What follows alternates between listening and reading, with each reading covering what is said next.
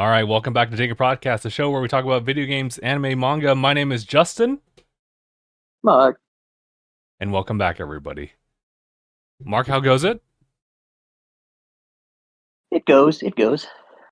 So it goes, so it goes. And so has the month of June. Honestly, It went by in the blink of an eye. it was really. I felt like there was like a very long portion of June, and I think it was really like the beginning because everyone was so like psyched and like locked in with the Nintendo Switch 2. And it's just been like a couple weeks that we've been working with that, but other than that whole event, us going through like the editing process here and there for like videos for it, but otherwise everything else has been pretty quick.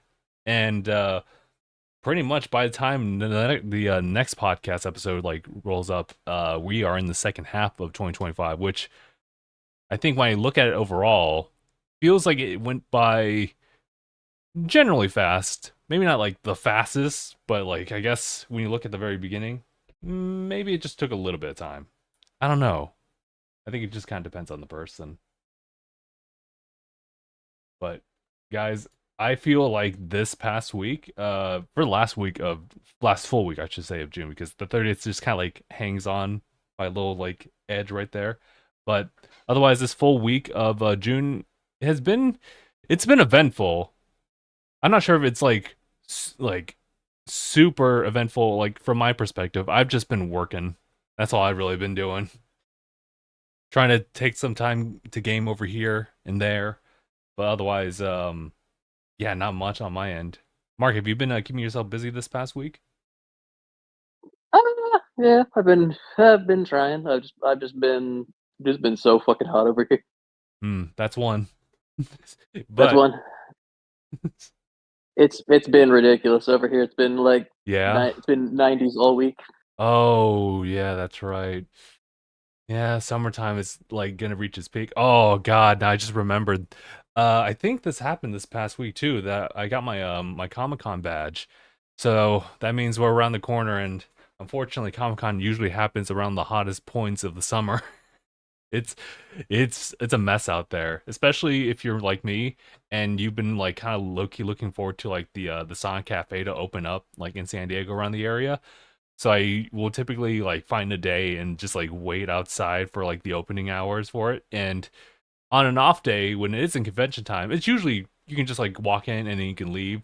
But that opening hour portion is kind of tedious. Everyone's out there waiting in the sun. Ugh. It's just so hot. It's really hot too, especially when you're right at the bay and you're just like walking along the long like walking area. I don't know why I'm blanking on the word up for it, but it's you just have to stay cool. And honestly, I need to I should just get a parasol to be honest, because a lot of it's just the sun exposure. And I remember last year I got like a sunburn and everything. So thankfully I was able to take care of that, but to prevent that would be a great thing as well. You But know, I yes. was talking to I was talking to some friends yesterday, and honestly, I wish I was here so I could ask this. Hmm. Just because like, okay, I've seen Judy get sunburn, and I've gotten sunburn, but I've never heard of any of my friends who are of African descent getting sunburn. Is that even possible? That's a good question. I feel like they do, of course. Just as much But as the thing is, like like, I'm just like I would assume it's possible, but it's like it happens so rarely that I was like, do they? hmm, Because they have way more melanin, so they have more resistance to the sun. hmm, So that's why I was curious about that because I was like, I'm sure they do sunburn. It's probably not impossible, but it's probably I'd imagine harder for them to sunburn. hmm. Meanwhile, for me, it's easy. Yeah. And Well, it's it's not super easy for me, but people who are also of the white race. it also just sucks in general. Like, I don't know. Like I also I tan pretty easy, but typically with like what I wear, it's not really good for tan lines to appear. So Oh, Sam, bro, I got thong tan lines on my feet right now. how can I picture that? Just imagine two V's between where my big toe and my V's. index toe is. just two V's. I'm sitting there. I was like, bro, I got a thong tan line on my feet, both of them. Oh man, imagine me like walking down like San Diego with like sandals. That could never be me. Phil definitely. Phil would love to do that. You're not a sandal guy. I'll do it, but I just actually practical like walking around. No, if I I was mean, like just I do it because it's comfortable. that's fair. And you know, if you're doing like just a really quick run, like say to like do some grocery shopping or whatnot, then that's fine. Otherwise, yeah, I don't. Judy doesn't like flip flops because she doesn't like feet. That's crazy. Well, I mean, like Collab. that's so weird because my cousin doesn't like feet. I don't know if like that's a is that a thing or is that just simply like a choice? I mean, she doesn't like feet, but here's the thing: is she also wears sandals inside. That I mean, yeah, that's okay. Like you have to make some excuses for yourself, but seeing other people's feet, sure. See, that's what I don't get. Is because they say no shoes. Because like even at her house, I'm like they say no shoes in the house. Meanwhile, I see like, excuse you, you're wearing flip flops. If I guess if you have some indoor flip flops, then I guess that's I say, okay. is that the difference? Is it like how in Japan they have their outdoor shoes and their school shoes? Yeah, yeah. I guess so. I think it's That's interesting the, when it comes to like the quote unquote like stereotypical like Japanese school. They just have indoor shoes because I think that's part of the uniform. I was because I was curious. I was like, is that? I guess it's the closest thing I compare it to. Is just the fact that they have shoes specifically for school. Hmm. It's kind of like you just there's like slide-ons. They're slide slip-ons for the most part, and I think that really is just because like there's a very specific uniform, and the shoes are part of that. Right. And then there's the delinquents who will wear it, who will wear Who it wear like their J's? unbuttoned. I was reminded of like one of the old Vine videos where it's like, "You're under arrest. Put your feet on the ground, officer. They're brand new J's, though." Oh man, officer, I got Ah. these fresh J's. I got these J's. They're fresh. I got these J's. They're fresh out of the box. I remember that one too. I think it was from Batch. That's from Batch, yeah, for sure. Obviously, like the one I God, remember him by we're is showing our age the right now, aren't backflip. we? We're showing our age right now, 1,000%. 100%. But Vine was so. Maybe I am sounding really old because you can almost We like mentioned Vine, bro. you can tell that we're reminiscing about old things that we still think just worked, and I don't know, maybe it Maybe doesn't work these days. Maybe it's Vine was actually. the original. Vine, I'm sorry, what was that? Vine was the original TikTok. Yes, it was. Vine was. Yeah, I'm showing my age. Vine was really good because I think it was because of the requirements of like a 6 second limit and how people were able to fit that all into something. I mean, hell, there was a time where I was like churning out so many Vine videos. I don't know. Also, you know what's wild to me? You know what's wild to me? I'm wondering what the difference is because they say TikTok is ruining attention spans. I'm like, so Vine for 7 seconds. Yeah, imagine 7 seconds. Like if Vine was able to continue to exist, if it didn't just get bought out and then just like left alone to just age and ash away, maybe. Like Twitter did. Twitter did that. They bought it and they let it die. So like would Vine take over TikTok in that case, or would Vine like continue to exist but maybe turn into like TikTok as far as like how it's set up? I guess is the question. Sorry, Mark. For some reason, I cannot hear you.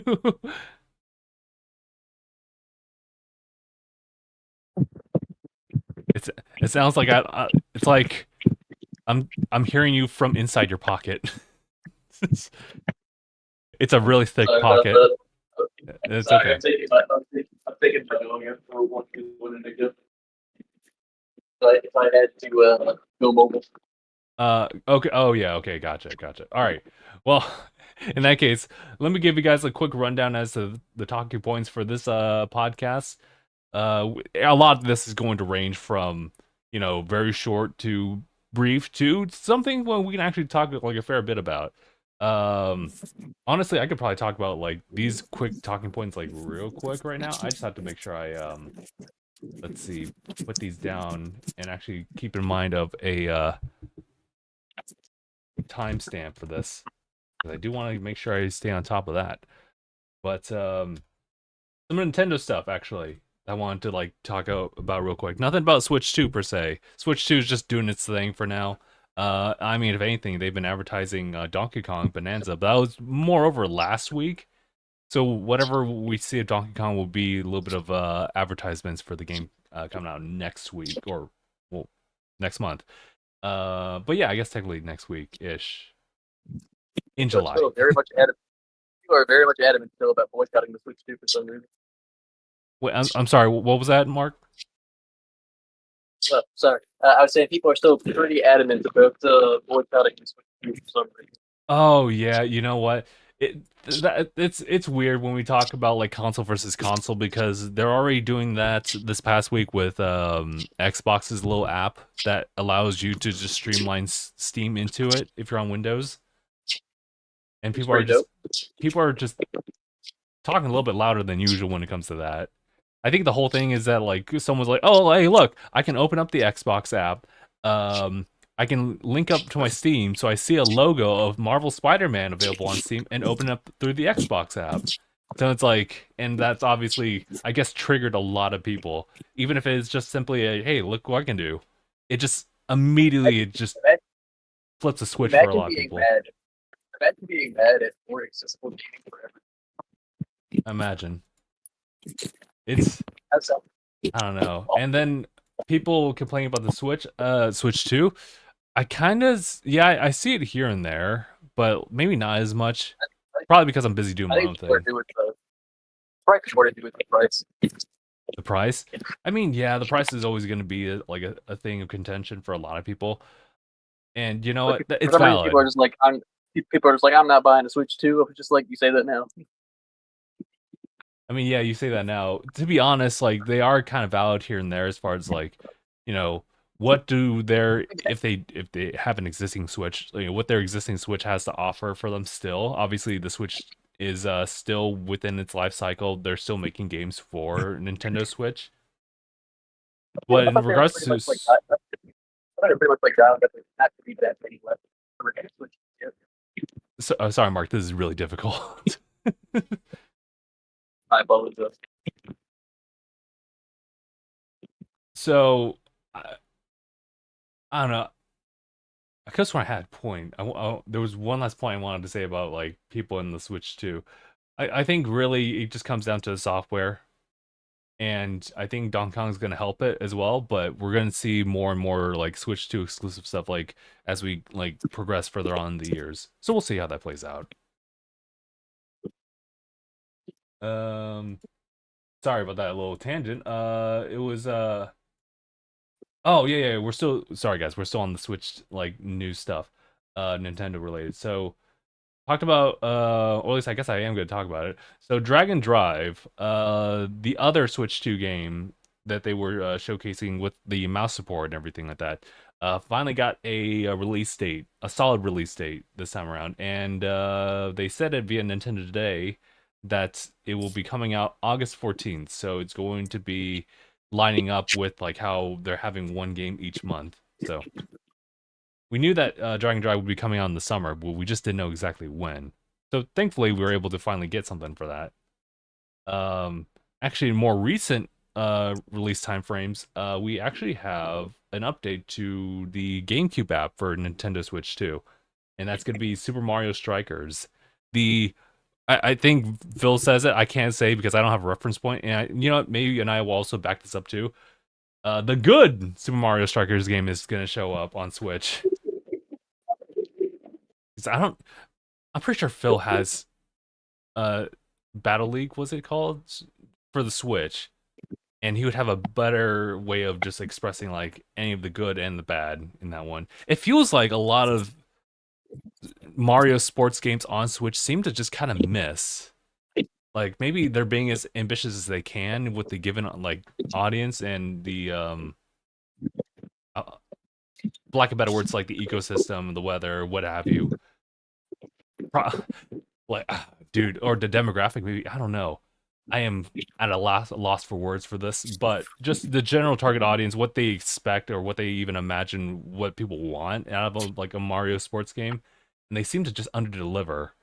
And to be honest, I started to notice that when I was playing up Mario Tennis for Switch. I only say that because I totally forgot the name of the actual game itself. Here, let me stop being a dum dum and let me look this up because I have the computer in front of me. Mario Tennis Aces. Okay. All right, there we go. Also, wait. Mario Tennis Ultra Smash. What the hell is this? This for Wii. It was a Wii U title for Mario Tennis. That's interesting. I'm learning something today. But yeah, Tennis Aces.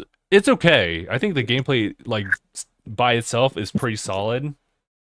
But other than that, the presentation for that, especially when you compare it to Mario Power Tennis for the GameCube, just is so not great as far as the presentation. Like you'll literally see like how the story unfolds, and it has nowhere near that level like detail or pizzazz as Mario Power Tennis did. And you also notice this when Mario like cuts in with one of his lines. It's like Luigi, and you're like, that is, I've heard that line before. You used that from somewhere else. And there's nothing wrong with reusing lines. There's nothing wrong with just reusing lines here and there, because obviously Mario is going to say Luigi at any given point. But yeah, it kind of looked kind of sloppy. But TLDR, I feel like the Mario sports games have kind of not really done well on Switch so far. So I guess it's up to GameCube versions of the Mario sports games to really deliver. We have a boatload of them. We have the golf one. We have like baseball as well. I don't think basketball didn't show up until like later on, like the Wii era. Oh, also the DS. Which if they do Nintendo DS app going forward, or at some point in the future, then they could do Mario Hoops 3-on-3, and then we're so back. Yeah. Okay. So I will go ahead and put this over here. Mario Strikers. I'm gonna go ahead and just add that into the app, or my little notes right here for later. I will also say, as like a really quick thing, I guess happy release to Death Stranding too. I kind of wanted to talk about this one real quick because of the fact that it's a That's game. probably where Gabe is right now. Oh yeah, dude. You know how annoying we've been as far as like talking about the Nintendo Switch 2? Well, Gabe is gonna be that guy, but for Death Stranding 2 only. I gotta give. When we finally hear from him after he's done no-lifing it. Oh yeah, he's in the hyperbolic time chamber right now. He's gonna come back in. I was gonna say we'll see him in a few months. We hear from him like just like after the weekend, and he'll tell us everything about like how that game is. I want to give Norman Reedus and Fantastic Beasts. I want to give Death Stranding 2 its flowers, mainly because, well, I mean, there's a level of detail that only Kojima's like really only Kojima can greenlight. I think that's the best way I can describe Only his it. brain can come up with that. But aside from like some of the interesting things that he's like plugged into this game, I will say there's something very like surprising that you'll like come across immediately once you boot up the game with a save file attached to it. So apparently you'll be on the main menu and you click continue, load up your save file, and you're just right there. You're just right there without like the moment you just like let that thumb off of like the confirm button, the X button, you're already in the game. It's like that's how did you do that? That's illegal. I remember booting up Final Fantasy VII Remake that got like the PlayStation 5 boost for the first time. That was fast. This is faster. If the remake booted up fast, that's incredible, actually. So yeah, no, Mark, it's so crazy. Like, I don't know how to like properly like illustrate like what it's like. It's just like, okay, so you're gonna be on the main menu. Press and continue. All right, this one, yes, you're there. It's like what? It's insane, dude. And you know what? If we can really like develop games like that, that's some sorcery, and I'm all for it. But yeah, so a lot of people having fun with it. I also should say that it's it wasn't even like the actual release date for everybody because I think Death Stranding 2 went through a whole like, played early type of promotion if you pre-order or something like that. I don't know the full details of it, but people were already posting clips so far into the game, and mainly what caught me were all the story bits here and there. So what I'm saying is that I've already gone through my same thing of like, oh, I've seen everything out of context. I've seen everything out of context. Final boss, some like secrets here and there, like everyone just it's just that this is what happens when you're on TikTok. People do not care because it will get you and you will just want to sit down and watch it. So I know that Phil recently picked that up, but once he shows it, pretend that you didn't hear it from me. I got a couple new pickups. I got Death Stranding 2, and I raised like a little thing saying applaud. But yeah, I've already been spoiled with that game already. Thankfully, I'm not playing it right now. I'm just kind of locking in with my plans to just go forward with like some of the first parties like from Nintendo. Just really prioritize towards getting those, and then at some point I do need to actually finish up Death Stranding. And truth be told, I actually never even like started a playthrough of that one. I had the PlayStation 4 one, and that was the very same copy that Gabe had done for the channel for a good while. But obviously, of course, Gabe went into the military. He would later pick up on the game, a couple of the copies, different platforms, played over a good number of times, beat it like once or twice. So yeah, what I'm saying is I haven't actually played Death Stranding or the director's cut of Death Stranding 1. So I should eventually get to that. I have options. So cool. Cool. I'll eventually get to that. Oh, speaking of which, it's actually a good opportunity for a lot of people to get into Death Stranding because of the Steam Summer Sale. So True. I wanted to bring this up because obviously, we play video games here, Mark. We play video games. Correct. And, whether you're like a physical fanatic like Phil, and because someone like myself, you can't deny that the Steam library has a lot of discounts. I also want to give shouts to GOG as well. They also have sales as well if you want to like retain like those copies via like having the installer. But otherwise, Steam is also pretty solid too. You physical fiends. Physical fiends, but I mean, hey, I gotta give some shout outs to the Steam Summer Sale. It's the one stop shopping destination for anybody who wants to build a backlog. Because some of these deals are ranging from like that's decent to like it's crazy good. It's always summer and winter for Steam. Oh yeah, you're right. I'm trying to look at some of the. It's also really funny. I think it's a good thing that Anai does this for the Tanuki channel. Because he does a lot of videos now featuring game demos that he plays on Steam, and it's funny enough that I see one of the games he's talked about, Tower Wizard. That is, it's actually a really cheap game. It's only $3 normally, but it is $269. So I mean, at that point, it's like, sorry, good at this point. I see Terraria $50 off for like $5. I should definitely give like a shout out to Hades over here. Hades 1, being just under $9, 8.45 or 8.49, excuse me. That's super solid. Definitely go get that, especially since Hades 2 is still in its development phase, but they already are going through like a lot of updates here and there. It's a very interesting state that they find themselves in, and it's like it's kind of like in a Fortnite situation where they're always in a beta, and they'll eventually release the game. But honestly, there's a good enough polish in Hades 2. It's even that's discounted as well. I think it's like $26 there. It's probably a good recommend. Keep it in beta for infinite budget. I mean, I guess so, yeah. I mean, the thing is that you'll still pay like pseudo quote unquote like full price for like the game. It's just that when it's finally completed, you'll have access to it. So you know what? That's fair. That's fine. That was the Fortnite hack, is they kept it in beta for a long time because it's like infinite budget. Yeah. Isn't it still in beta? Technically Honestly, speaking. I don't know. It might be actually. It's been in beta for so long, I forgot.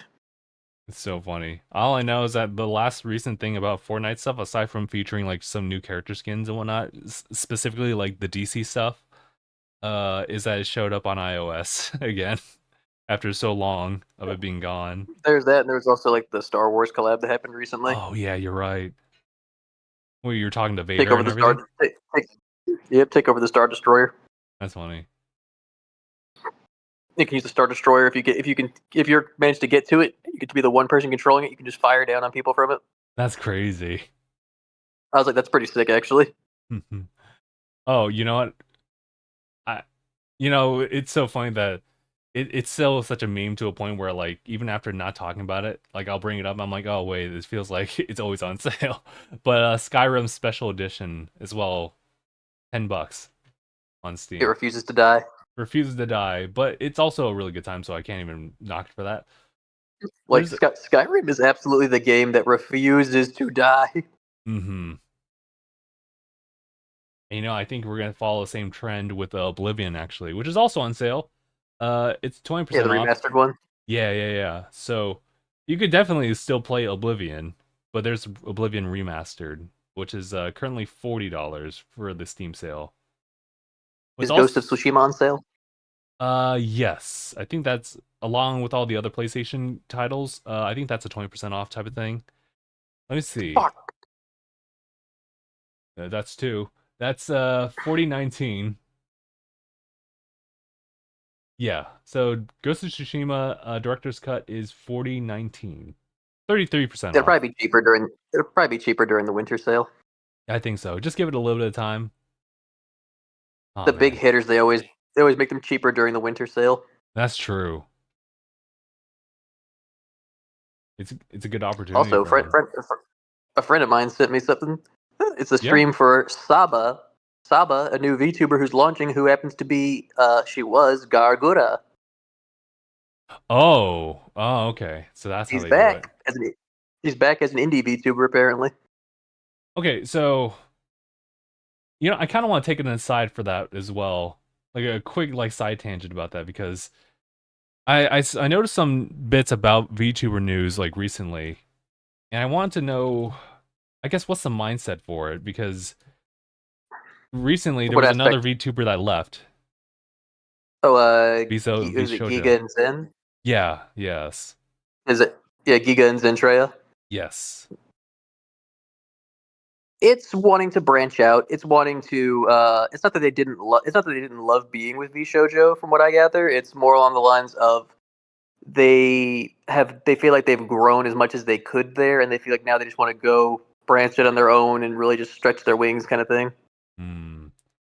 Such an interesting like relationship that VTubers will have like with that company because you think it would be like the other way around where it's like, well, maybe it is also still the same situation where like VTubers would want to like audition for V Shoujo and some other like platforms as well, for the sake of exposure to like a broad audience, see if they can like really net in a lot of people who are interested in them. But the company themselves, or at least so they state, also want to promote like those individual like VTubers so that they can eventually like hop out and like do their own thing. Kind of an interesting like mutual relationship, I suppose. So it's interesting that you know this is how, especially when you like denote it as like a graduation as well. Right. Yeah, it's And just so interesting. I do know that unlike other companies, if I'm not mistaken, Giga and Zentreya, they're keeping all their assets. They're still going to be them. That's actually really cool because otherwise Because, sometimes like, you oh can't yeah, they take it keep the back. character. Yeah, a lot of some of the other companies like Niji Sanji would keep the characters, Ah, I see. but with this, they get to part because like it's not like they're parting ways on bad terms. They're parting ways on good terms. Yeah, Or there are some where like it doesn't like quite align with their interests, so it's like, okay, let's just have like a conversation about that. Yeah, that's what happened with Gura. Gura was like it was just like basically like artistic differences at the end of the day. Yeah, that's fair.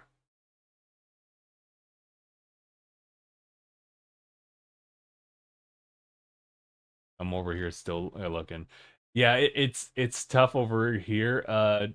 Kind of like moving like aside from the VTuber situation. Well, actually, real quick back into that. I guess the reason why I look at that like kind of oddly before like really like thinking about it is probably because I kind of relate to their circumstances being signed up with companies the same way as like some people would be contracted with like Twitch and YouTube, Yep, where that feels like if you leave YouTube or Twitch, then it's like you're fucked. that's a huge three. That's a huge move. It's like you're starting from the bottom up again. Yeah, or you're just it almost sounds like they're quitting when you're like leaving YouTube and Twitch, but when it comes to, VTubing, that's different. So I guess that's why it's like, oh, that's weird. So so they're just quitting like with their relations with the company, but they still want to pursue things on their own terms and figure things out from there. I mean, people have started multi-streaming way more now because of Oh, certain happenings on certain purple platforms. certain purple platforms that we may or may not be streaming from right now. Because people are thinking, well, okay, the boat's getting a little rocky here. Yeah, the interesting thing about Twitch is that yeah, you can multi-stream, but the idea is that they quote unquote want to do that because they want to ensure your protection in case something that they can't control just pops up in front of your screen, aka YouTube chat. But otherwise, you still can do it. I think you're gonna say they want, because I imagine that maybe that was the case before, but now if they say we're just trying to protect you, I look at them like, I see. Oh, you know what? Also, just like a little cherry on top was, if I recall, if this is still in effect, you can still multi-stream, but you can't make your Twitch like version of a lesser like degree as far as like resolution and stuff like that. The quality needs to be like on par, if not greater, than the other platform that you're streaming on. we gotta look just as good, if not better than them, though. Pretty much. So like how what we're doing like right now, if I made Twitch like 720p and then YouTube's 1080p, then that's like apparently a no-no on that front. Why is the dang it kick in 4K? The hold on, we ain't trying to stream on that.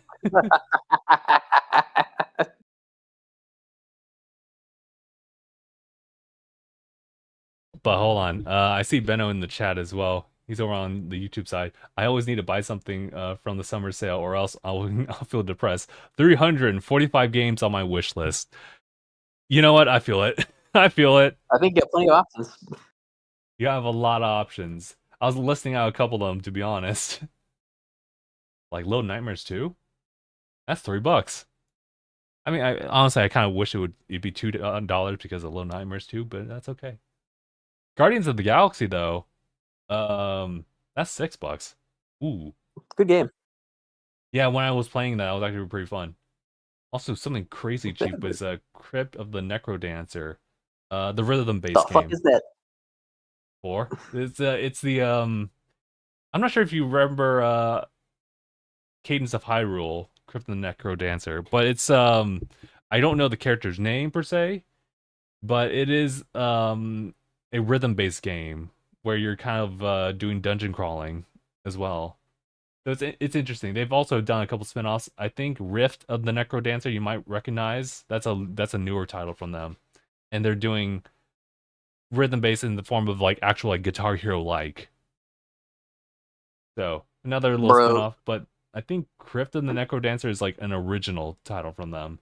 Like one of their first. And it's on sale for like $1.50. It's Speaking of music, bro, yeah, I've been down this rabbit hole for 2 months now. Is it that one that you've been sharing with us? Sleep Token, yeah. Sleep Token. Very I've been interesting down this genre. rabbit hole for 2 months. It's a I gotta say, it's a crazy. Well, maybe not crazy. It's It's addicting interesting. listening to it.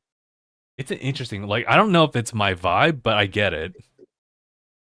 You can't deny you hear it, and you're like, I don't want to hear it again. I listen to it. I'm like, that's cool. I wouldn't choose to listen to it again. Oh, I choose to listen to it again because I'm just like, because especially for someone like me who loves genre blending, it's honestly like crack to me. Oh, I do like genre blending. I just don't know about that one. No offense to the actual Uh, like sleep token for oh, that of one. course, no offense. Like, if it's not your thing, it's not your thing. But to me, I'm just like, I was like, oh, this does scratch that an itch of mine where I'm like, I love the way they incorporate the stuff. Hmm. On top of that, the band is also interesting with the whole masked kind of thing. On top of that, the band also has lore. They have lore. Yes, because TLDR, essentially, the band Sleep Token is performing for the god Sleep. The god sleep. Okay.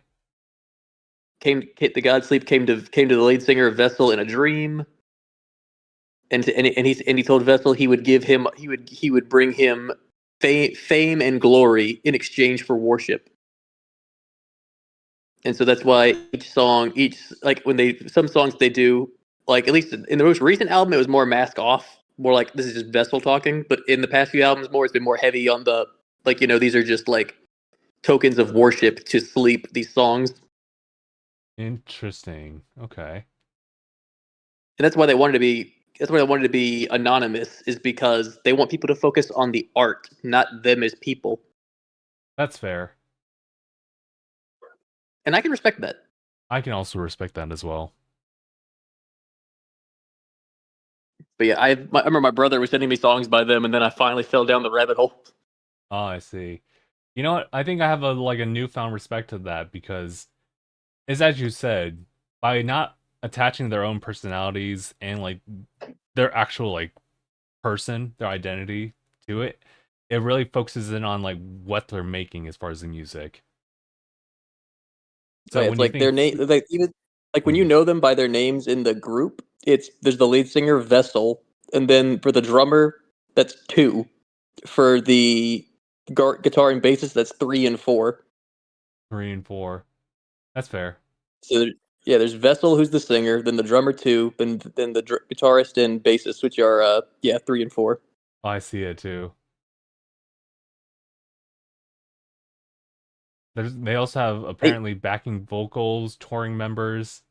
They all have a group to name.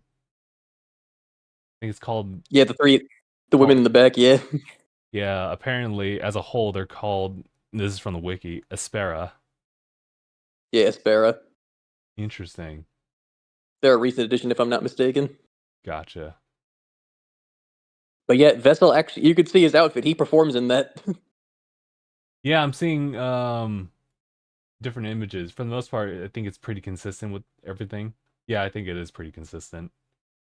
Yeah, the hood, the mask, the Yeah, armored pauldron yeah, I see on his that. shoulder. It's pretty sick. Not bad, not bad. Did they really perform during the summertime? Crazy. Yeah, they performed at the Download Festival. That's crazy. And the thing is, at the festival, Vessel doesn't even speak. He only sings. He doesn't talk at all to the audience. Yeah, honestly, I think that's the way to go.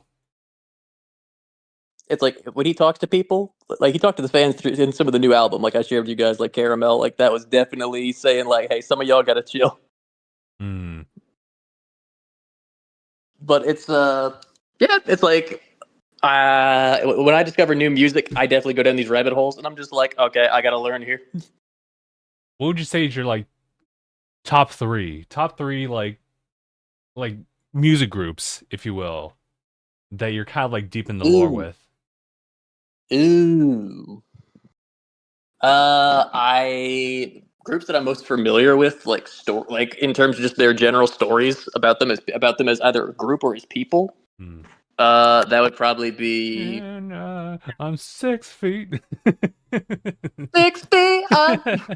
But that would be probably Papa Roach, NF, Oh yeah. and probably Net. I mean, Probably now Sleep Token. That's fair. Yeah. Yeah. Just Yeah. because like That's a solid lineup. I know mainly just because like maybe there might be something there before Sleep Token, but their stuff is just still fresh in my mind. No, I feel like that yeah, I think that's fair. I'm usually one with recency bias, so that's why I wanted to like just check in with you as far as like what's kind of been like a common or a more concurrent thing. Eminem as well. Oh, really? Hi. Oh yeah, like I know a bit about Eminem, That's fair. That's fair. but yeah, I know with yeah they really blew up with their Sleep Token really blew up with their album Take Me Back to Eden. Hmm. And good lord, the song "Take Me Back to Eden" itself, that is the song I always recommend to people if they're ever gonna start listening to Sleep Token, is "Take Me Back to Eden" because it is an experience to listen to. Like it really just shows you everything the band can do. It just takes you through like basically these different parts because it's like four songs in one, just Hmm. with all the different genre switches. Gotcha. I guess if I'm gonna on my commute to like Phil's place, if that happens later tonight, maybe I'll give them like another listen. Right, and of course they got different songs, different sounds. Like they've got I know that Past Self in the new album is definitely. People were saying the new album is very rappy. I was like, yeah, that might be just the vibe they're going for this album. In fact, actually, you know what? Let me let me pull up like another music group actually. Something that like I kind of quote unquote recently had like gotten hooked up to because it started from TikTok, right? And it was I think the group is Afrolize. I think it's kind of the same title-ish as like one of the song tracks from Song Frontiers, which is that's a coincidence. But I believe the song that was referenced in one of the TikToks was called I think it was Canvas. I think it was Canvas. And Avril, it is a rock, yeah, quote unquote it screamo. says their yeah their modern metalcore. Gotcha. So what drew me to it was that they showed like a portion of that song where they have a sax solo. I was like, that doesn't. What are you doing with that? So I heard that and I was like, How would you I'm interested. I'm interested. So I've been just listening to the how recent would you stuff. feel if I told how would you feel if I told you at the end of the song Emergence from Sleep Token there is a sexy saxophone? That's funny. Which one is that? Emergence. Emergence. I guess I'll put that up on the list. It's like as soon as it goes out, here's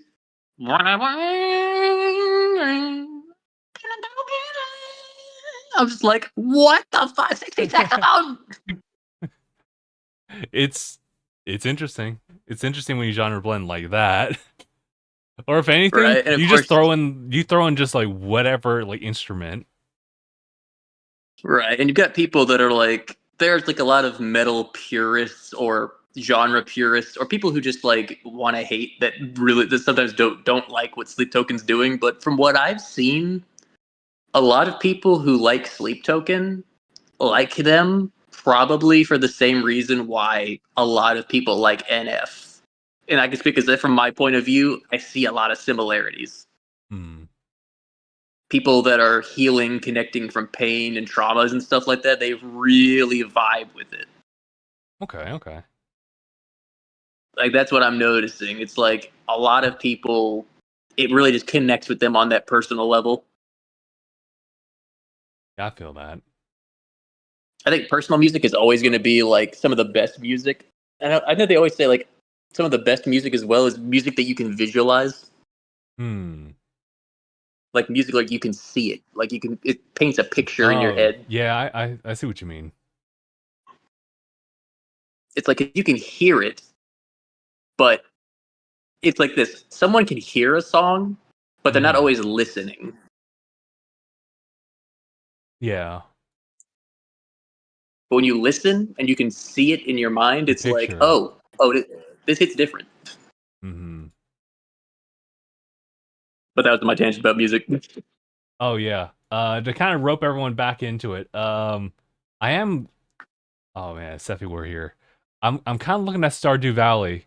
It's on sale. Seppi would be feral right now. I'm seeing Stardew Valley. It's on Steam, but it's also on GOG as well on sale. Um, on Steam, it's $7.49.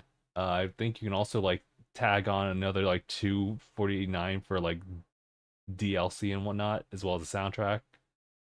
But on GOG, it's like $9 as well. But I'm not sure what's included in that one. But I'm thinking about getting it on GOG just because of just having the entire game there. As far as like the preservation aspect of it, and I could also just play it on like different like handhelds and whatnot. So I'm thinking about it. I'm thinking about it. I've been thinking about you, Juno. But Oh, okay, Juno. Juno, no. Wow, where's he been? Okay. Oh, right. Actually, I preemptively like prepped up this timestamp actually for the next little tidbit that we're talking about, but we already went beyond that. Talking about the Capcom Spotlight for a bit. I did have to skim that for a little bit. It happened just kind of in the middle of the week, so I was already busy like working and also doing the stream stuff. But we could definitely go through the listings here. I actually have them at least listed. But I did take a good look at Pragmata, which was the first thing that they showed off. Mark, how do you feel about that one? It looked good. I like it. Yeah, I like it too. I'm starting to see. Although I'm not gonna lie, as soon as I saw Diana, I was like, oh no. What's wrong? What's wrong with the father-daughter like setup that we've been seeing a lot of? There's nothing wrong with that setup. I said, oh no, because I'm like, you can already hear the artists. Oh, nah. I'm scared. Nah. Nah, it's just the Capcom community, dude. It's fine. It's fine. Meanwhile, on the other side of the Capcom community, Leon, you need to preserve the Redfield family line. Why I was me? getting ready to say hello. This is the Street Fighter fandom we're talking about.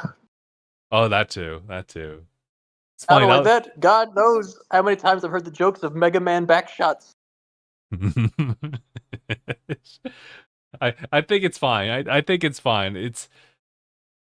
I think Pragmata, they definitely got a dynamic going on here.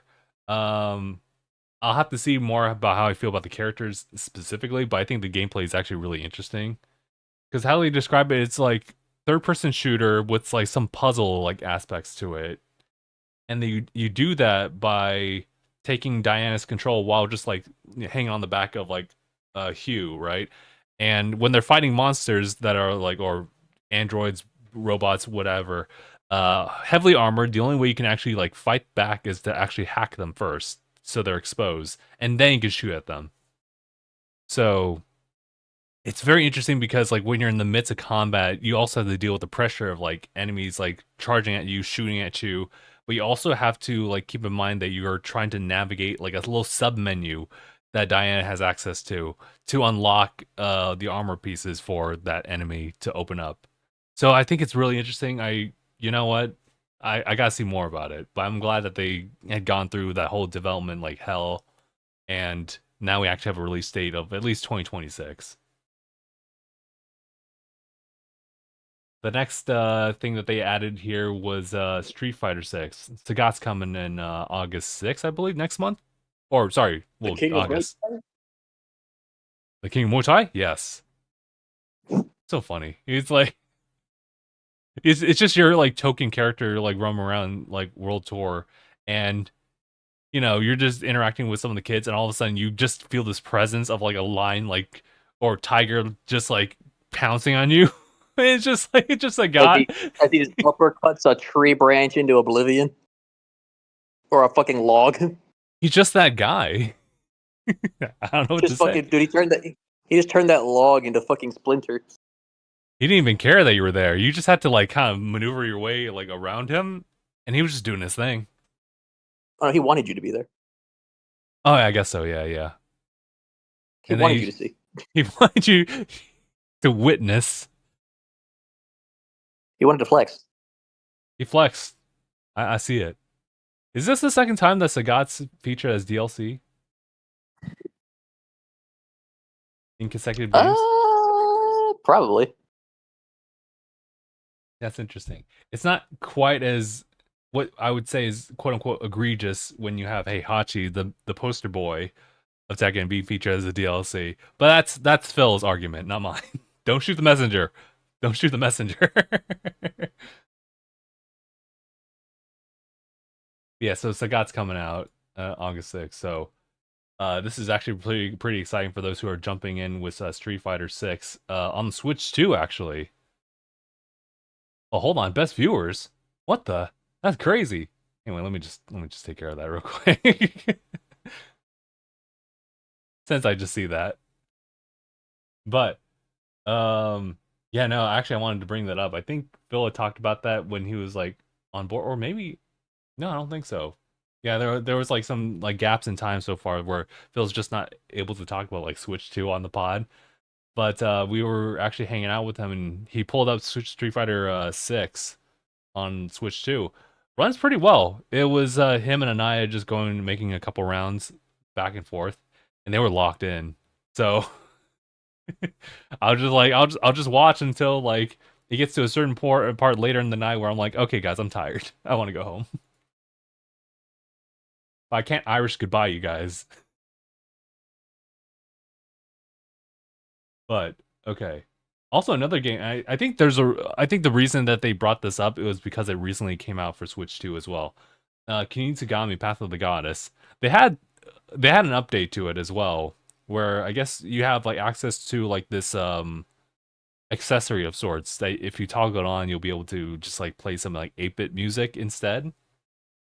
But if you guys don't remember, Kunitagami Path of the Goddess is kind of like a pseudo tower defense action like game. It's interesting. It's it's the Okami like art style like game. What people thought would be like, or actually no, not really necessarily. Well, the art style sure, but and like how I guess the visual presentation on that one too. But I think it was also kind of like closer to like Onimusha, and then we got Onimusha. So good on them for that one too. But other than that, it was just kind of to promote the game, considering it just recently came out for Switch 2 as well. So that's nice. I don't know if I will still get the game on Switch 2, if anything, mainly because of the fact that that's a game key card. Well, actually, there's not even a game key card, I don't think. It's just, yeah, it's just digital. Kunitagami actually never got a physical, so, you know, it's kind of up to you at that point. But here's some of the new stuff. Resident Evil Requiem. Now, I probably still won't play a Resident Evil game, except for the time that I did that one year. It was Resident Evil 3 remake. So that was I'm not sure even it's called remake, but Resident Evil 3 if anything. And that was the more action of like the two, that being Resident Evil 2 and 3. And playing as Jill, I mean that's an interesting one because I think it's it's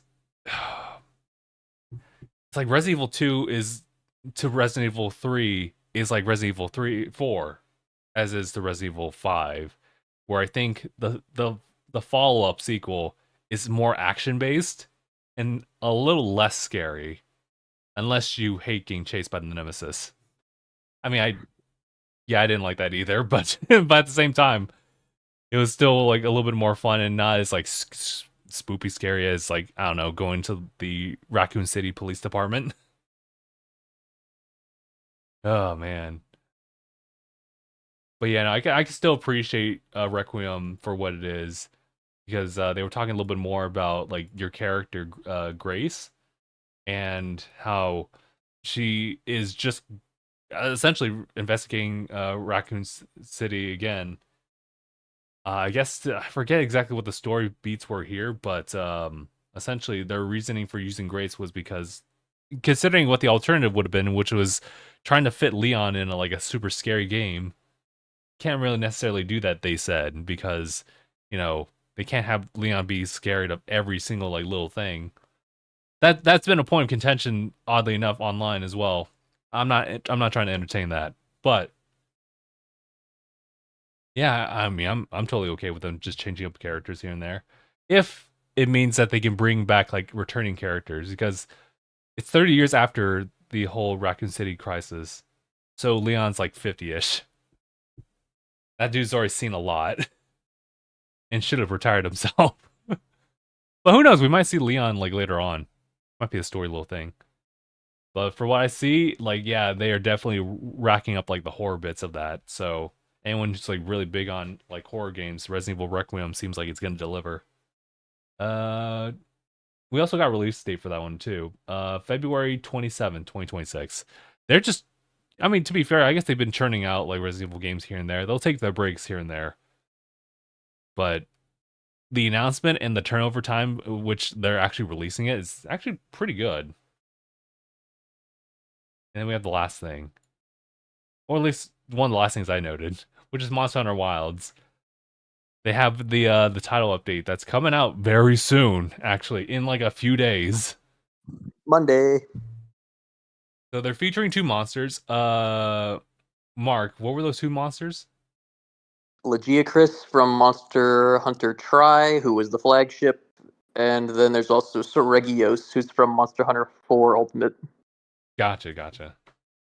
Now, I feel really bad because at this point, I've really fallen off of Monster Hunter Wilds, even though I've never had an issue with it. I've never had an issue. It's just things Do I need to come push you through the rest of the game? You might have to, because I'm just not going to do it. Because like when I think about like I should play Monster Hunter Wilds, and it's like no, I got other things I gotta do. You're like, I want to, but also It's tough because like I still really like Monster Hunter Wilds, even with like the weirdness of I guess just kind of going through like the main story beats here and there. Like I know it isn't the strongest Monster Hunter story. They're never ever supposed to be like that. But I think it's a pretty good story, deadass, honestly. I think it's fine so far. I think the pacing for it is just kind of whatever to me. I'll still entertain it. Fair.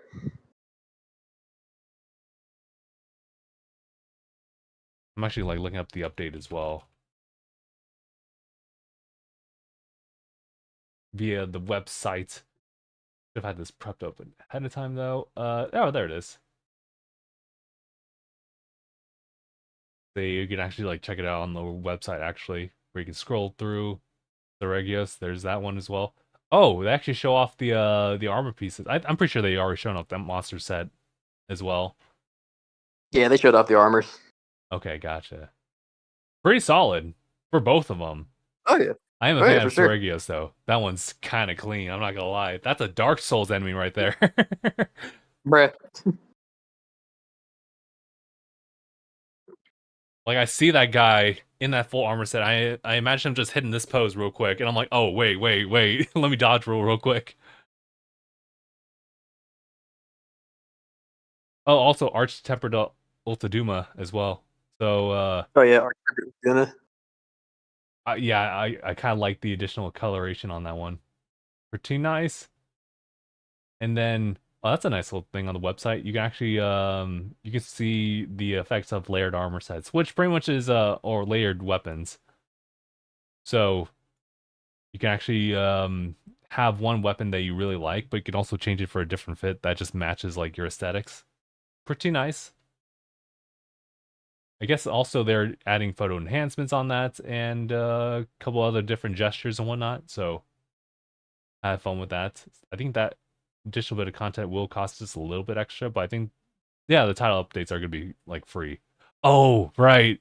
Fender. That's funny. So they have a collaboration where like you have this like Rathalos theme like guitar. They would just like bust out. Oh yeah, that's amazing. Let's see. It says here it's based off an actual guitar that they released. It is funny. They have it here. Monster Hunter Rathalos Telecaster, released worldwide for the 20th anniversary of Monster Hunter, is also coming to the game. Earn a special gesture featuring this guitar by completing an event quest available on the 27th of August through September 24th, 2025. So it's a timed event. So if you want that gesture, and I do kind of want that gesture, then definitely be playing and clearing through the game by then. I wanted the Street Fighter one where it's like it's got the moves that you can use to actually just throw hands at the monster, but I was like, oh, you gotta pay. Oh really? Oh okay, yeah, that's the one with why am I blanking on his name? Akuma's like whole set, voice and everything. I've heard outfit can do it, but I think if you want it without the outfit, I think you might have had to pay or something like that. I don't know. Gotcha. Yeah, I like that. I like throwing hands instead. Dude, I've been wanting to. Dude, I saw that I saw a concept art that they had. It looked official. It was like for gauntlet like weapons. Hmm. And I think there were someone. They didn't have an official name for it, but the person who showed the concept art dubbed it the burst arms. Whoa. It had a claw grappling mechanic along with it, and it had Hmm. these holes in the center of it for delivering blasts like the gun lance. Oh, okay. So I was like, punch and blasts, awesome. I like that. But yeah, Monster Hunter Wilds churning out like their title updates so soon. That's crazy.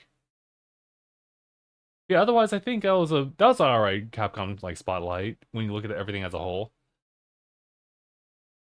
I think the next thing, let me just go ahead and like punch this real quick, is Arc Systems Showcase.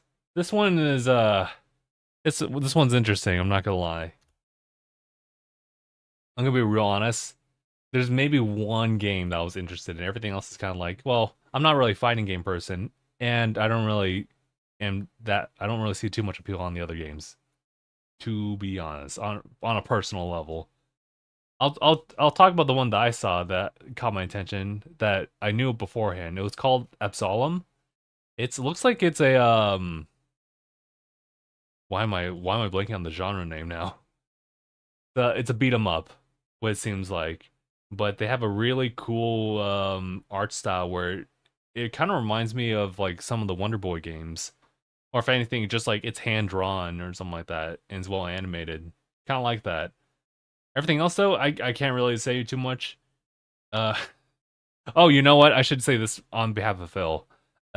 Dear Me, I Was dot dot dot is a title. Apparently, from what I've been hearing, it's made by the Hotel Dusk folks, which can kind of explain, I guess, the presentation for that. And if you guys don't know about Hotel Dusk, check in with Phil next time he's on podcast. He'll probably give you like a better like talk about it. But that's one of those games that he really wished would show up on Switch, because I believe that might be the same team that also did Trace Memory, what was called on in the West, but then it eventually adopted its actual name, which Another Code, yeah, Another Code Recollection, which came out I think in 2024 January, I believe so, or 2023, whichever. I did play that one. It's all right. I don't think it's like my particular genre, but I did clear through like both stories on that one. But it's a little bit more of like, I wouldn't say laid back, but it's definitely more of like almost a visual novel. In fact, I think maybe this one, Dear Me, I Was, is probably going to be like that, but it's with those same developers. It's the TLDR version of that. But the other game I saw here and I listed, Double Dragon Revive. Well, it looks good. I just can't help but feel like how many Double Dragon games have we gone like over the past couple years? Because it feels like I'm either seeing the same one on sale, or I feel like I'm seeing a new one come out, and like there's a surgence of them. In fact, you know what? Maybe I can like look it up like real quick, just to double check, because it's probably just like maybe like one or two, and I just see those a lot on sale. Let's see if there's a chronological order to some of these ones. I think they're going through it chronologically. So the one that I just know about like from way back, maybe not way back. This is 2012. Double Dragon Neon. That's the one I used to see on a regular.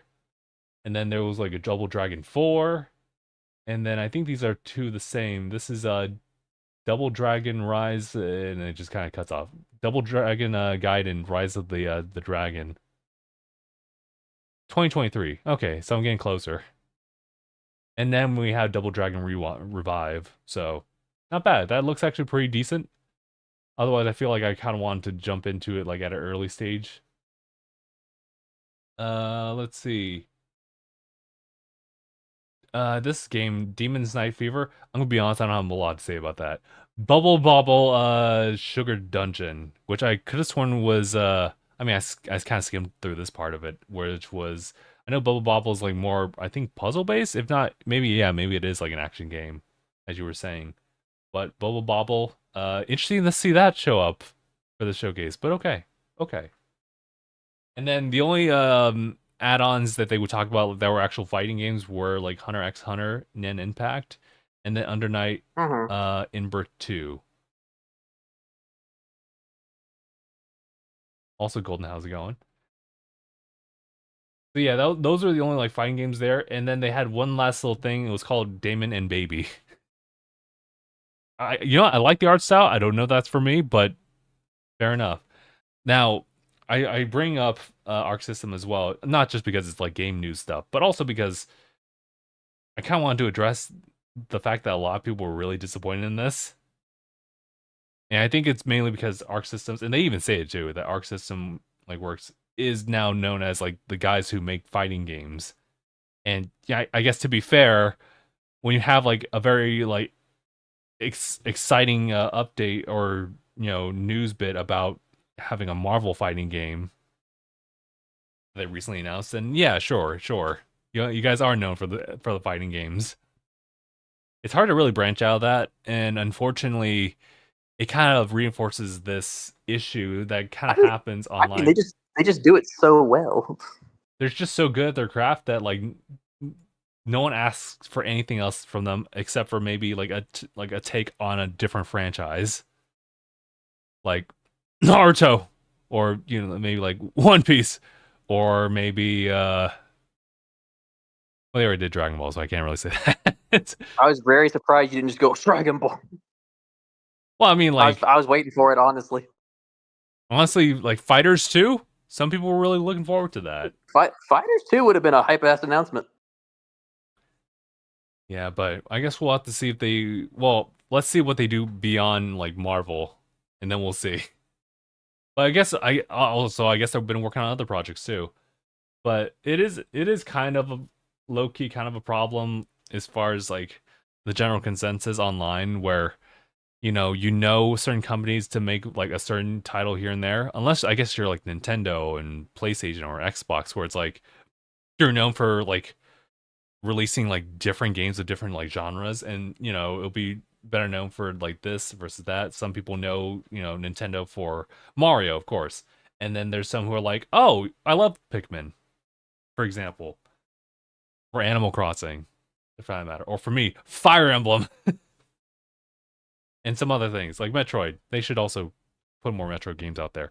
But then you have Arc System Works, and they're kind of more primarily, and I'm pretty sure they've done assistance on other projects as well. You'll see their credits here and there, and you're like, really? They worked on this one? I don't have an exact example, but I remember coming across a situation just like that one. But what ends up happening is that they're so well known for doing one particular thing that that's kind of all that people will ever ask of them to do. So whenever they want to do something else, it kind of hurts them because of the sales ends up like not performing as well as what they would typically work with. And this might be a little bit of a stretch, but you can kind of see that stretched out to like other things such as like maybe YouTubers, for example, doing like a different type of thing. Twitch streamers changing like from one game to another. That people like go in there, viewers like go in there with a I guess shoot, I just totally lost my train of thought for that one. I guess, for lack of better words, prediction, anticipation, probably anticipation of them doing kind of the same thing over and over again. But then once they want to change into doing something else, like that fan base either stays or they leave. And I think that the general consensus of like the showcase, maybe the games were kind of mid. Maybe they were. And so like maybe leaving was valid, but just to leave because, it's different may not be as a valid reason. But, to be fair, everyone has like their own taste and they have the right to just choose what they like to like. So I just hope that what Arc System Works going forward, that they have a much more, I guess, wide pool of audience, a demographic that can like different things like from them, and not just be like super into fighting games. Even though They do it very well. I think that's everything, actually. It truly is their bag. It truly is their bag. Ebron was saying, speaking of Fire Emblem, next game better have a good story. I feel that. I don't think I have too much of a priority towards like Fire Emblem having a better story, which is kind of crazy as the RPG person.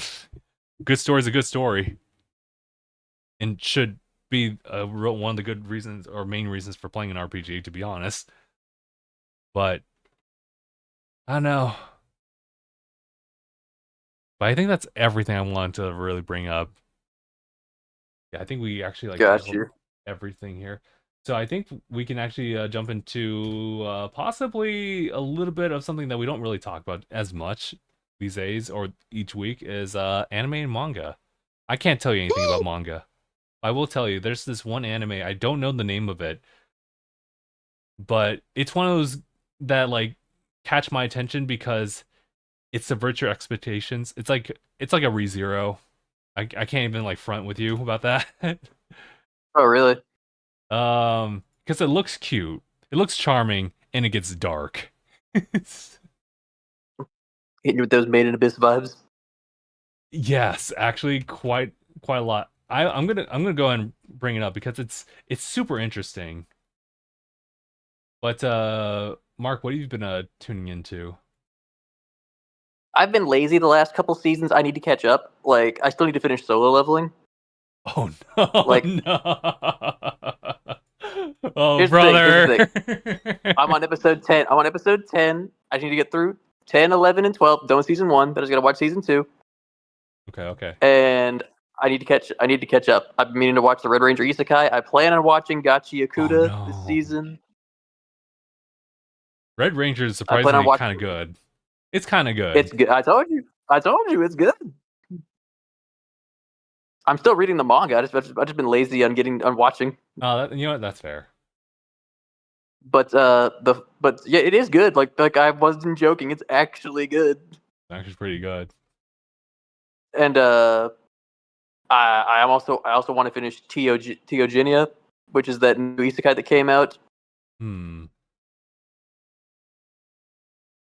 It was the manga still isn't translated in English, but it got the anime here, and I'm hoping that means they'll translate the rest of it because I am interested. But there's, of course, I also want to watch Frieren, but I plan on watching Gachi. I plan on watching Gachi Yakuta this season. I also plan on watching. What else? I know there's more. There's more coming out this season. Why is it slipping my mind right now? Let me check any charts.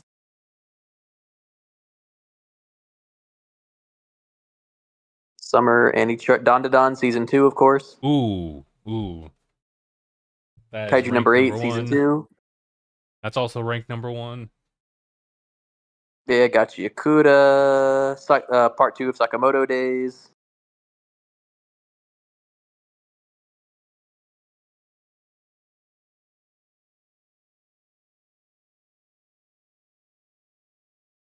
Also, I have my title over here. Oh boy. Let me think. Outside, let's see. I said part 2 Sakamoto Days. Is there anything else after that? Yeah. Let me see. Is there anything else after that? Or is the rest just me catching up on stuff? It's probably the rest just me catching up on stuff because I've been lazy. Okay, that's fair. It's like I said, it's not that I don't want to watch. I've just been lazy. You know, with me, Monster Hunter, same. I think that's what ends up happening. I know that the good stuff's out there.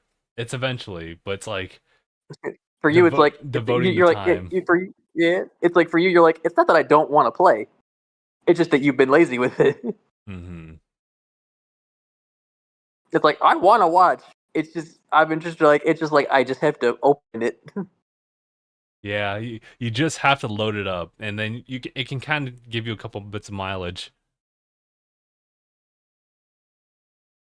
But here, let me. There's that, and I was gonna check out Haite. I was gonna check out the anime for Haite Kodasai Takamina-san, because I read the manga, which is the one about like the guy who meets the girl. That's like she can reverse time if she takes off her underwear.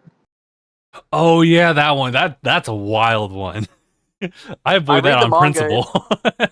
I read the manga. It's wild, but it's not bad. It's actually good. Crazy to hear that. Hey, you remember the recent news?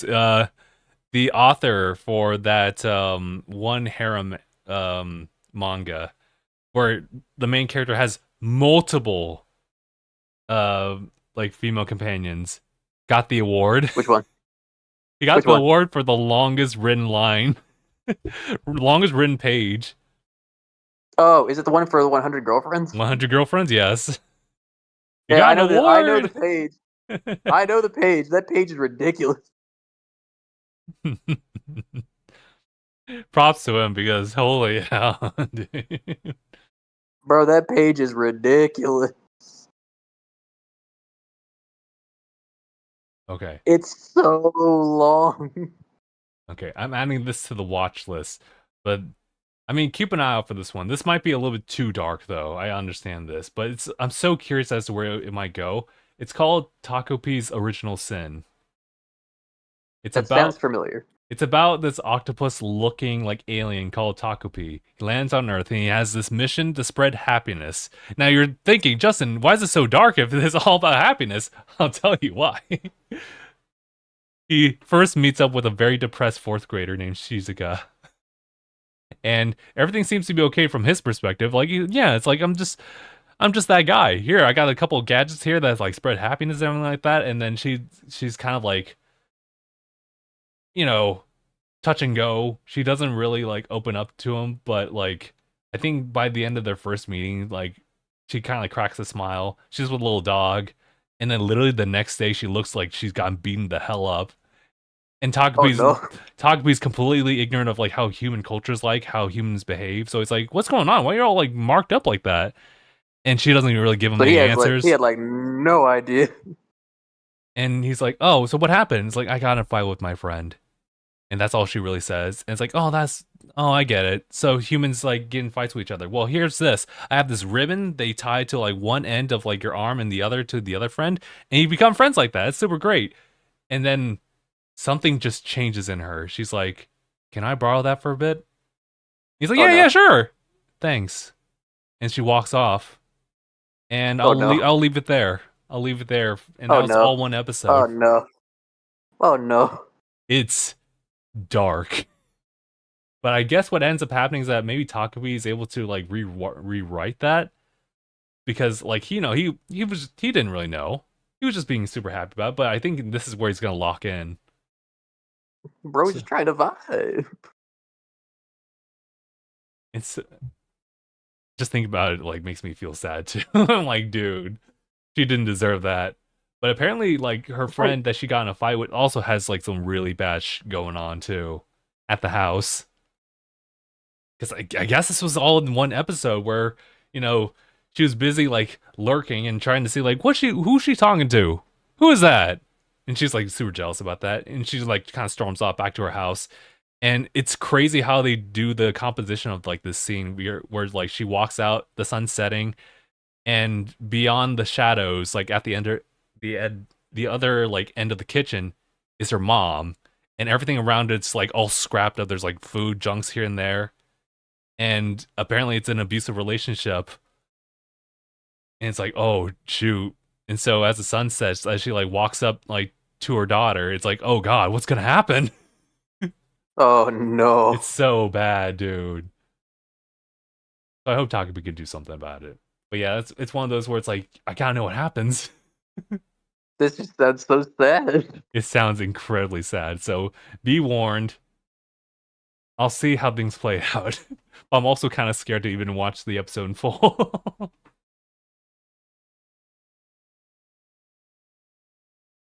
Oh yeah, that one romance anime that I watched is absolutely wacko. I'm not gonna lie. Which one? Oh god, which one was it? Like, can a guy and girl friendship last or something like that? Survive? Oh, yeah. I remember. I think I saw the manga of that. I haven't read too much of it, but I remember seeing it. Ah, dude, I mean, to each their own. I think it's kind of Too real. dumb. I think it's kind of dumb. To be fair, in some scenarios it can be a little too real, probably, Yeah, sure, fair enough. because I feel like depending on your life experience, guy and girl friendships can be hard. Yeah, you know what, and I can give them credit for it because like they wrapped up on like the season, and it can honestly just kind of wrap up like that. I think a lot of the build up and like the flow of it comes from the fact that like these are two characters that had like different mindsets about like their like established best friendship with each other.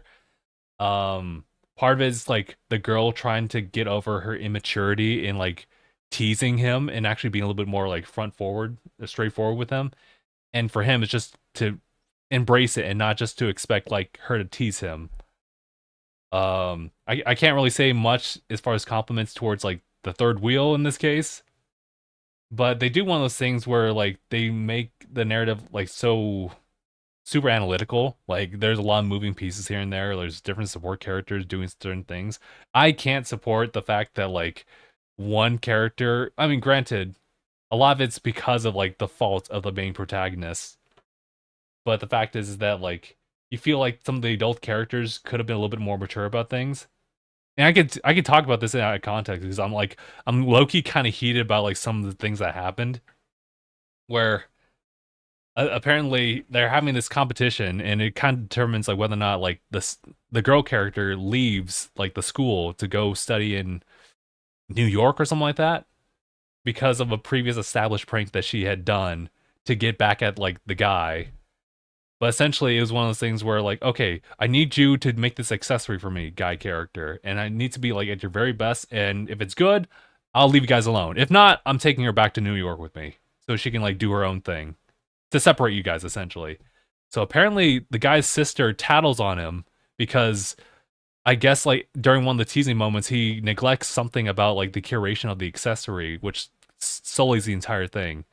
So he goes later at that night to find like new sets of sunflowers to make it, and then he fails it because apparently that wasn't like his honest to goodness work, which I question that because he already went through the trouble of remaking the same thing in a short amount of time frame. So the turnaround period was kind of impressive, but apparently it's because his sister told on him about that, saying as a neutral party, if you will. And I was like, What a rat! and she says like that's not your honest work because everything else you make is flawed. Everything is flawed. What matters is that you That's so took it serious. foul. You took it so seriously, and now you turn up with this scuff, which was like pristine. It was pristine condition With accessory, this stuff. and I'm like, I don't agree with that.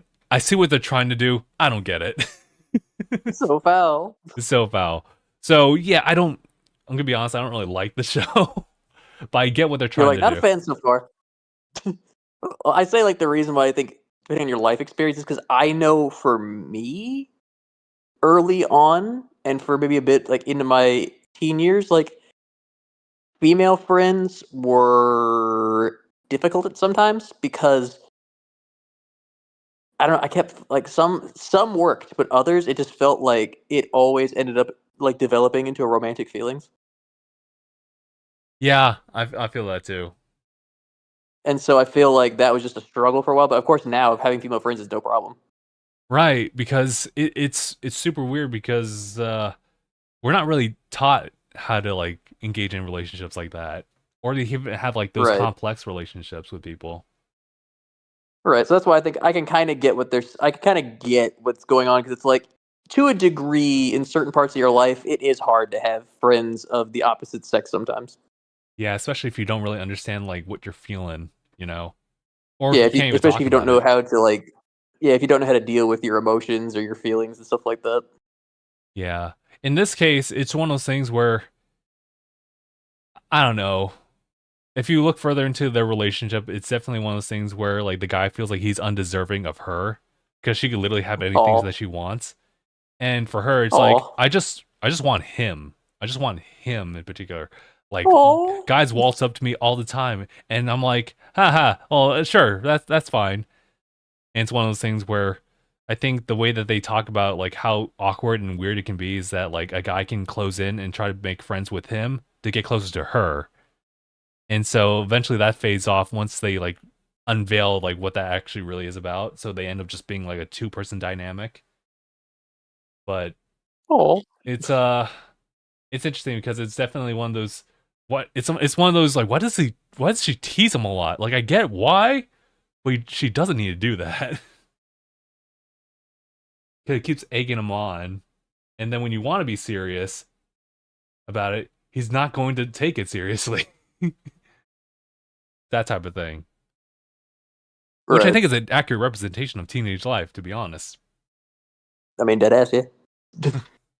But yeah, I guess yeah, it was just frustrating because like you see yourself in them to a certain point, and you just try to project like what you would have told yourself back then. There's that, but then when the adults intervene, they're supposed to be the adults, but they're literally no better. Truly. Oh, I should keep up with is My Hero Vigilantes actually. That's been really I good. also need that's I've been meaning to start. I've been meaning to watch all through it, but I've seen a little bit of clips. It looks really good. Yeah. I've read majority. I feel like I either read all of it or I read majority of it. Hmm. It is really good. It's a really good prequel slash spinoff. Oh, but you know what? It's not over, but like they definitely ended like a good arc of it. It was Witch Watch. Surprisingly, really, really Oh good. yeah, yeah. I've heard good stuff about Witch Watch. I need to check it out. Yeah. Um, it has no right making like cry episodes like it does, but so just be ready for that.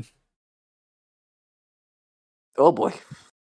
It's just like it hits you in the feels, bro. It's not like Takapo's like original sin like depressing or anything like that. It's just like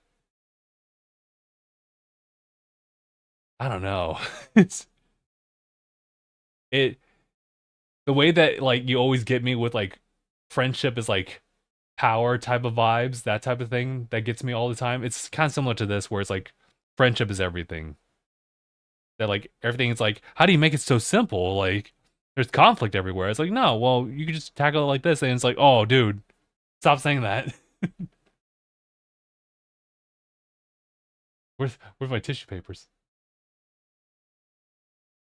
But yeah, that's all. Oh, I found the one that you were looking at. Please put them on. An anime I actually like wrapped up on. I think I've talked about it before, but it's called Catch Me at the Ballpark. It's Hmm. it's an interesting show because it's basically revolving around like baseball as like the setting. Right. You follow a good set of characters, usually starting with like the business salaryman, just having like an interesting encounter with like one of the vendor girls who roam around like the stadium to serve you drinks and whatnot. And it was an interesting ride. I think they pretty much are just devoting themselves to those 12 episodes. So you could just definitely just watch that and just complete it and you'll have like a good feeling for that. It's interesting how they kind of dive into the characters. I will tell you guys the animation for that is just kind of like it's kind of subpar. It's not really about the animation per se. It's just about the characters at that point. But I was gonna say it's more about just focusing on that aspect. yeah, it's interesting how they like open up all the different characters to you and how they all interact like on the day-to-day month by month type of thing. So interesting watch. I'm not sure if I could recommend it, but it might actually be up your alley if you just kind of like an interesting slice of life here and there. Gotcha. I think that's everything though. Yeah, that's kind of everything. I probably should like really tune into a couple of those, like the 100 girlfriends. As trifling as that sounds, I should probably check it out I've regardless. heard, despite the name, it's actually not bad. Yeah, so I've heard too. I have heard he is probably one of the most respectable harem protagonists ever. One of the most respectable. Like, cause no, bro, he actually puts in the work. I mean, yeah, I wouldn't put it past him. Like, cause here's the thing, he has to put in the work or they die. Oh, Is that? Oh, I didn't know there was actual stakes like that. Shit. Yes. So he has to put in the work, or these girls literally die. I guess I'd have to work hard too. So I mean, he's putting in that work, dude. He has to. You can't say he's a bad person, man. He's trying to save them. Trying to save all of them. Meanwhile, he stacks like more girlfriends on top of it, and they're like, "Are you kidding me, bro?" I guess. All right. After like the umpteenth one, they're like, "Sure, sure, okay." Every one of his classmates is just sitting there mauling. It's so funny. I will say, last little thing I have for anime, I was actually kind of shocked that this one like has gone on for as long as it has. I haven't finished it yet, but it's called "I Left My A Rank Party to Help My Former Students Reach the Dungeon Depths." Sheesh. That sounds like it could be interesting.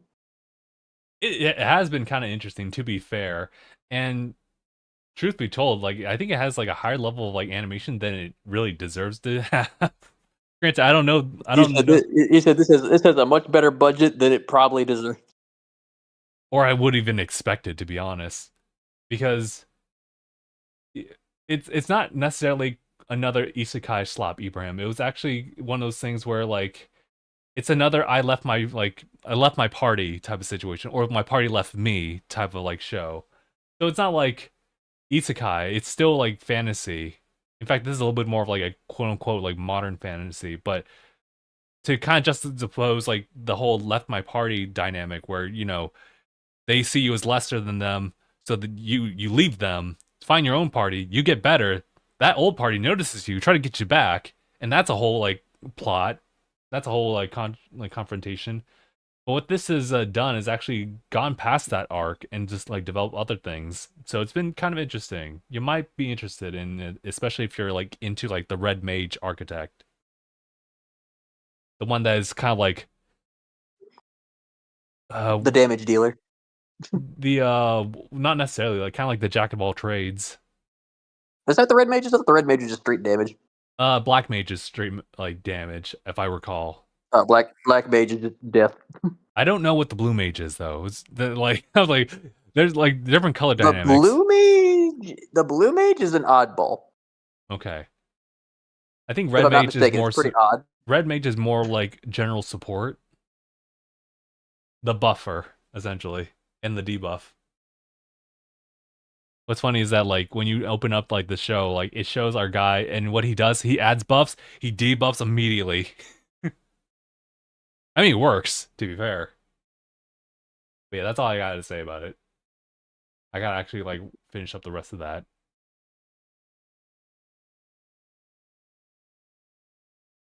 But all right, guys, I think that's everything. Mark, is there anything else you want to add before we go ahead and call? Trying to think if there's any. Is there anything? Nothing that's coming off the top of my head. Okay.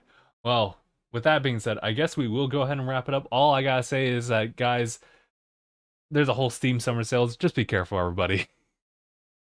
It's taking a lot out of me to not spend anything. I'm already looking at like Stardew Valley.